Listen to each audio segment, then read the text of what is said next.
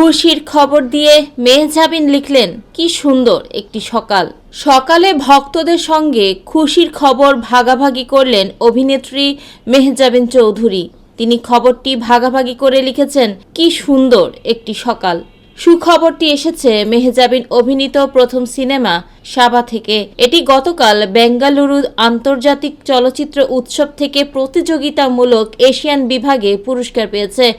উৎসবের official poster ভাগাভাগি করে মেহজাবিন আরও লিখেছেন, তার প্রথম সিনেমার এই অর্জনে তিনি টিমের সবাইকে অভিনন্দন জানান।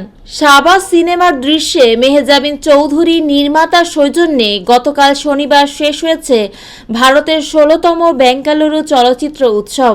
এই আয়োজনে সিনেমাটি এশিয়ান প্রতিযোগিতামূলক বিভাগ থেকে তৃতীয় পুরস্কার পেয়েছে। এটি পরিচালনা করেছেন মাকসুদ হোসাইন। তিনি বলেন, প্রতিযোগিতা বিভাগ থেকে এমন পুরস্কার পাওয়াটা অনেক সম্মানের। এখানে গুরুত্বপূর্ণ সব এশিয়ান সিনেমা অংশ নিয়েছিল। এ প্রাপ্তির জন্য আমরা সম্মানিত।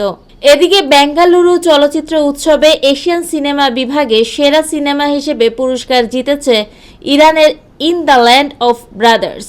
শরণার্থী সংকট নিয়ে সিনেমাটির গল্প। দ্বিতীয় পুরস্কার পেয়েছে ইসরায়েলের cinema reading Lalita in Tehran. এই সিনেমায় উঠে এসেছে একজন শিক্ষকের জীবনের নানা ঘটনা। এই আয়োজনে আজীবন সম্মাননা দেওয়া হয়েছে অভিনেত্রী শাবানা আজমিকে। দেশের সাবার গল্পের কেন্দ্রে আছে ২ যুগ আগে ঘটা একটি সড়ক দুর্ঘটনা। সেই দুর্ঘটনায় আহত হয় ১২ বছরের এক কিশোরী ও তার মা। গত বছর সিনেমাটি টরন্টো আন্তর্জাতিক চলচ্চিত্র উৎসবে আন্তর্জাতিক প্রিমিয়ার হয়। পরে বিদেশের বিভিন্ন প্রতিযোগিতায় অংশগ্রহণ করে। সর্বশেষ সিনেমাটি ১৪ মার্চ থেকে শুরু হওয়া জাপানের ২০তম ওসাকা এশিয়ান ফিল্ম ফেস্টিভ্যালে প্রতিযোগিতা করবে। সিনেমাটি জুনের শেষ সপ্তাহ বা জুলাইয়ের প্রথম সপ্তাহে মুক্তি দিতে চান পরিচালক।